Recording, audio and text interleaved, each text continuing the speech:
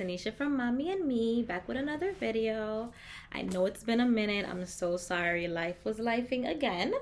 But we are back, and our next few videos are really going to be focused on reading. So reading has been a really big thing in our homeschool. I did have the goal set where I wanted Alyssa to be reading by the age of 3, and we accomplished that goal. So woohoo! I am so excited. Now that she is 4.5, we are really trying to hone in on those particular skills, just trying to like get her better, get her to progress and get to other levels. We're still kind of hanging out on level 1, which is still great. But she's getting much more comfortable with books, trying to like read bigger things on her own. So it's just really exciting to see the process, and I'm definitely going to share everything with you guys.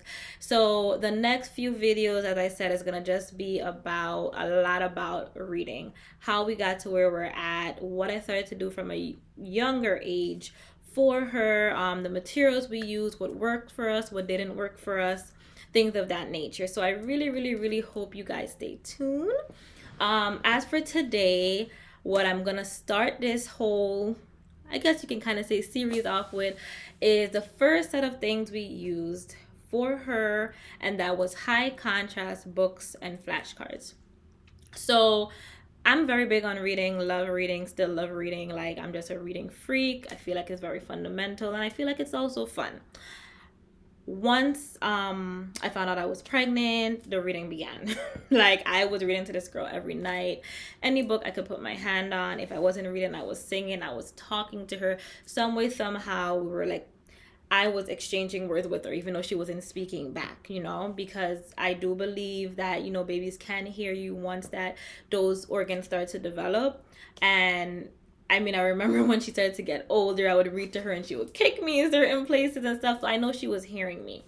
Also, I am a nurse by trade, and I worked in women's health for some time where I would work directly with newborns. We had a whole program called Talk With Me Baby, where we literally sat down and pretty much did the research behind how fundamental reading is for that newborn, teaching moms how to read to your child, how to speak to them, different things of that nature, to help them as they go along their way and develop and get older as far as reading and speaking is concerned. So none of this is medical advice or anything like that. This is just me giving my personal opinion and things that I have learned throughout my career as well as being a mom. And during the first 3 months of life, babies' eyes, they struggle to focus on anything you're like roughly a feet away. So with the high contrast books and flashcards, which I'm going to show you in a little bit, the ones that we used, they help the retina send stronger visual signals to the brain, and they help them to stimulate and develop your newborn's eyesight. They normally recommend to use it within like the first 6 months, because after then the baby starts to see color, because at first they're just seeing black and white. Then they start to see like red and green and those type of things as the time progressed. So for us, what I did was I heavily used it between birth to 3 months. And then between the 3 to 6 month period, I still used it, but then I slowly started to introduce color. All right. So the first books that I used with her religiously, now y'all know I'm an Amazon freak, so it came from Amazon. And these books were probably like maybe $7-8 each. But it was this Hello Friends kind of books. And I think they were all from Duo Press. Yeah. So it was Hello Baby Animals, Hello Garden Bugs, and Hello Ocean Friends. And they all pretty much follow the same outline in the sense that you had an animal and then you had a reading, what's going on, crab? So, I would read it to her and make this funny face, and she would giggle because she wasn't talking yet, obviously. This says, howdy, seahorse, things of like that. Garden bugs, same concept. You just have an actual like bug. So this one says, bonjour, grasshopper. And I had liked this one. It was cute because I feel like it was literally saying like different languages. This one says, what's up, earthworm? And then our baby animals here. You had, hi there, piggy. Or Good to see you, baby elephant. Like, it was just really cute stuff. So these are the ones that we used every night. And I would read this to her either nighttime, daytime, but she would at least get these once a day. And we'll go through the pictures and things like that.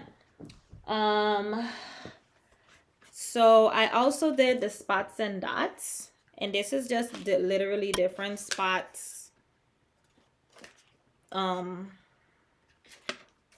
This one has some color in it. And this was one of our transition books.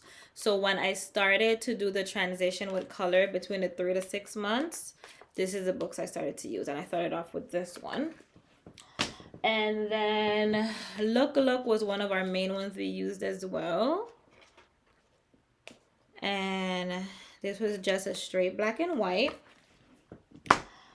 This was her favorite book. As you can see, the cover is gone. She pretty much took that off, but she loved this book. So once we transitioned, this was one of the main books we were using. And they had very vibrant colors. You still had your black and white, you know, popular animals, the cat, the dog, cars. So it was things that she was actually seeing. And then her favorite part was this part because she had the baby and then she had a mirror. So she enjoyed looking at herself. And that's why she liked this book. One thing that I did use, and this one was a bit more costly. I want to say it was maybe like 20 bucks or so, same on Amazon. But we love these flashcards. I used this for her probably up until she was 2. These are actually the flashcards that I taught her alphabet with. So they are black and white. They are the most sturdiest flashcards I've ever bought in my life. I mean, these things went through the ringer. And look, they look literally brand new. Like brand new. And she has like tried to bend them, break them, rip them, everything. Like these are some really good cards. But what I like about them, besides the pictures and everything else, is that they're solid, they're durable, and they're so like the word, like the letter is so defined. So with the focus, because that's a big thing with the black and white contrast, they're trying to allow those eyes to focus and stimulate the baby's brain to focus here. Look at this. Like, I mean, you look at this, the only thing you see is the Z. I can put it far away.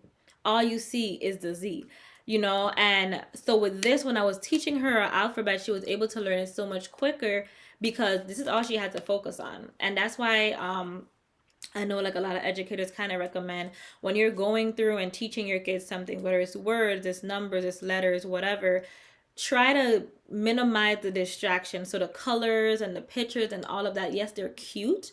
However, when you just really want to hone in on skill, simple black and white. Even if you just have to write in a black marker on a white piece of little paper and cut it into flashcards or whatever, black and white always does the trick, always. So we really like these. These were the animal contrast flashcards. So I do a lot of thrift store shopping. I love Didi's discount as well, especially when it comes to getting books and homeschool resources, because I mean a lot of people like they donate stuff and a lot of times it's like brand new.